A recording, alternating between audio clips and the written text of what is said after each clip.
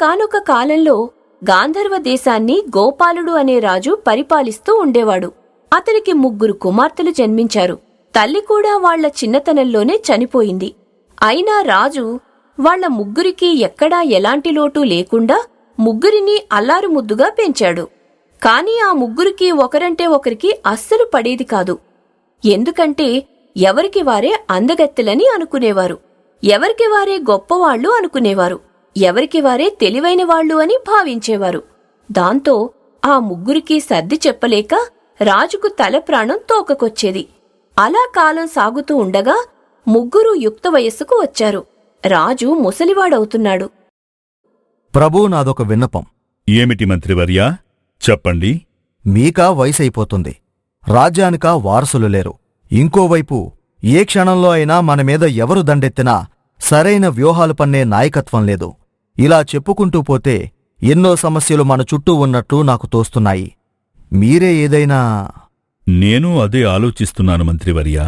ఉన్న 3లో ఎవరు ఈ రాజ్యానికి రాణి అయ్యే అర్హత కలవారో తెలియడం లేదు. ఎవరికి రాజ్యాన్ని అప్పగించాలో తెలియడం లేదు. ఒకవేళ ఎవరికో ఒకరికిచ్చినా మిగతా 2 ఎలా ఆలోచిస్తారో తెలియడం లేదు. మీరే 3ని పిలిచి ఈ విషయం గురించి అడగండి. వాళ్లల్లో వాళ్లే మాట్లాడుకుని ఎవరో ఒకరిని ఎన్నుకుంటారు. చిన్నప్పట్నుంచి చూస్తున్నాను కదా, వాళ్ళు ఒకరంటే ఒకరికి పడదు. అలాంటిది ఇప్పుడు రాజ్యం ఎవరికి అప్పగించాలి అనంటే ఖచ్చితంగా ఎవరికి వారే గొప్పవారు అని చెప్పుకుంటారు. నాకు కావాలి అంటే నాకు కావాలి అని అంటారు. మరి అలా అయితే ఈ సమస్యకు పరిష్కారం దొరికేది ఎన్నడు ప్రభూ? ఒకసారి నా ప్రయత్నం నేను చేసి చూస్తాను. అలా అని రాజు 3 కూతుర్లను పిలిపిస్తాడు. చూడండి తల్లి, నాకు వయసు మీద పడుతుంది. కాబట్టి ఈ రాజ్య బాధ్యతలను మీ 3లో ఎవరో ఒకరికి అప్పగించాలి అనుకుంటున్నాను. కాని దానికి ఎవరు అర్హులో తేల్చుకోలేకపోతున్నాను. కాబట్టి మీరే నిర్ణయించుకుని ఒక మాట మీదకొస్తే వాళ్లకి రాజ్య బాధ్యతలు అప్పగిస్తాను.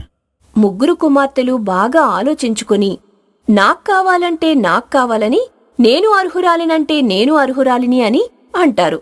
అలా 3 ఒకరితో ఒకరు గొడవపడి ఏదీ తేల్చుకోలేక మళ్లీ తండ్రి దగ్గరకు వస్తారు.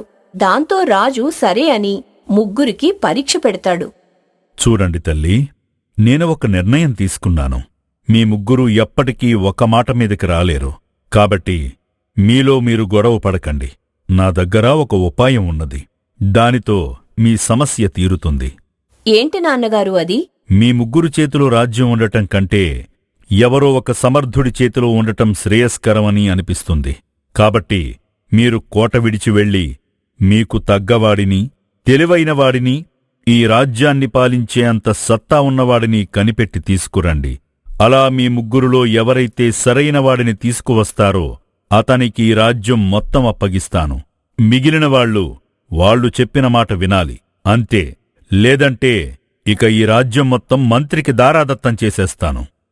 ఎవడో బయటవాడికి రాజ్యం మొత్తం వెళ్లిపోవడం కంటే మనలో ఎవరో ఒకరి దగ్గర ఉండటం మంచిది అని 3 ఆ షరతుకు ఒప్పుకుని ఆ రోజే కోట విడిచి ఒక్కొక్కరూ ఒక్కో దిక్కుకు వెళ్లి వాళ్లకు తగ్గవాడిని, రాజ్యానికి తగ్గవాడిని వెతకటం మొదలుపెడతారు.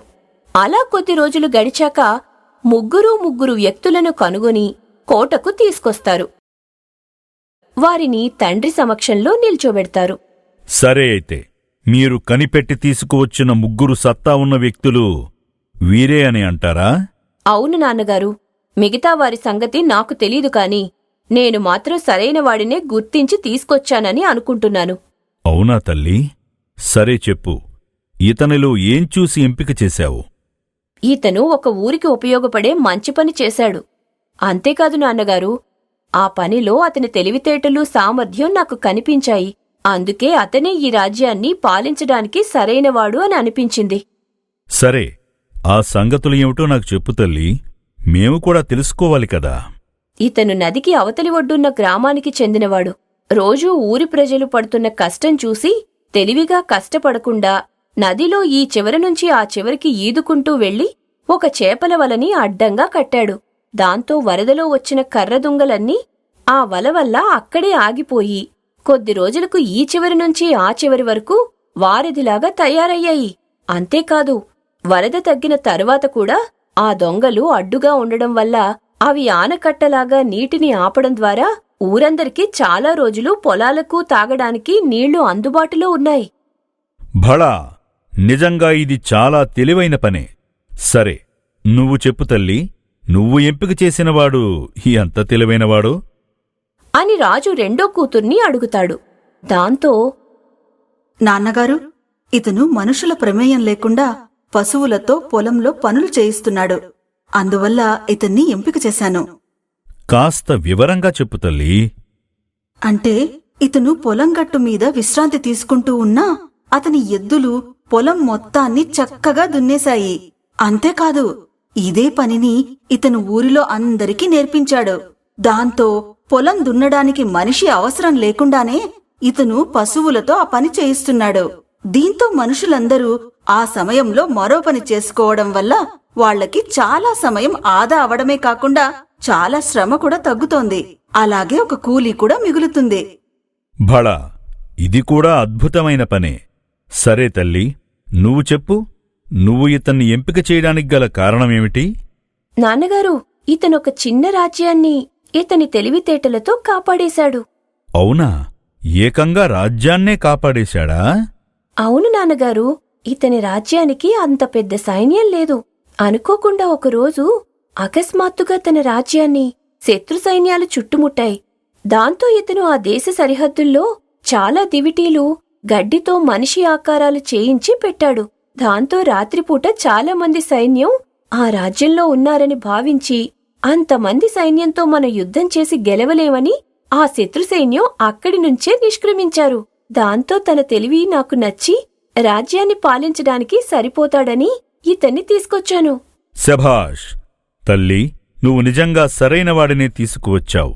చుక్క రక్తం చిందించకుండా, ఒక్క ప్రాణం పోకుండా మొత్తం రాజ్యాన్నే కాపాడిన ఇతనికే రాజ్యం అప్పగించాలని అనుకుంటున్నాను. మీరు ఏమంటారు? నాన్నగారు, నిర్ణయం తీసుకునే ముందు ఒకసారి ఆలోచించండి. అతను చూడటానికి అంతంత మాత్రంగా ఉన్నాడు. ఏమిటి తల్లి నీ ఉద్దేశం? ఏమీ లేదు నాన్నగారు. రాజ్యం పాలించడం సంగతి తరువాత. ముందు మన చిన్నదాని అందం, దాని సౌందర్యం చూడండి. అతని ఆకారం, రంగు చూడండి. ఇతను కనీసం తన పక్కన నిల్చోడానికి కూడా సరిపోడనిపిస్తోంది. దాంతో రాజు మూడో కూతుర్ని ఇలా అడిగాడు. అవును తల్లి, మీ సహోదరి చెప్పినది కూడా నిజమే కదా.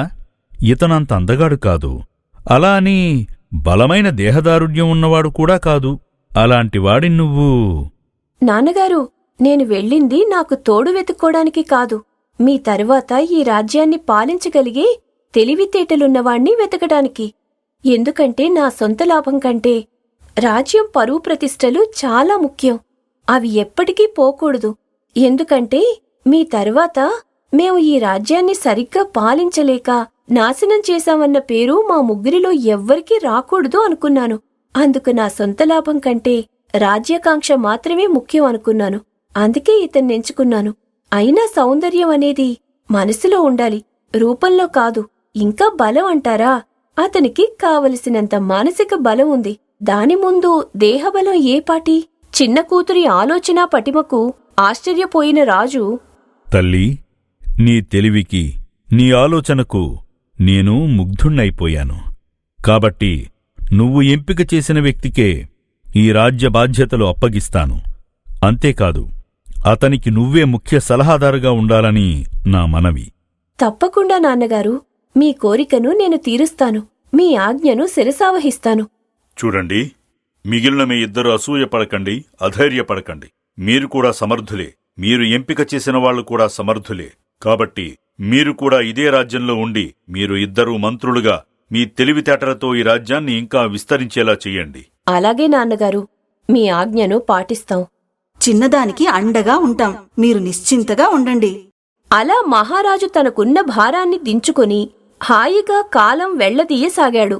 ముగ్గురు కూతుర్లు ఇదివరకులాగా కాకుండా ఎంతో అన్యోన్యంగా ఉంటూ రాజ్యపాలన చెయ్యసాగారు.